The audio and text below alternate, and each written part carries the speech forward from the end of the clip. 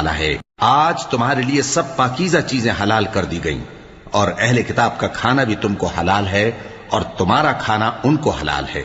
اور پاک دامن مومن عورتیں اور پاک دامن اہل کتاب عورتیں بھی حلال ہیں،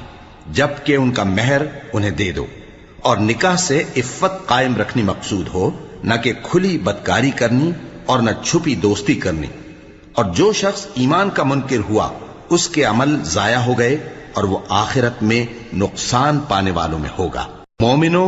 جب تم نماز پڑھنے کا قصد کیا کرو تو اپنے منہ اور کوہنیوں تک ہاتھ دھو لیا کرو، اور سر کا مسح کر لیا کرو، اور ٹخنوں تک پاؤں دھو لیا کرو،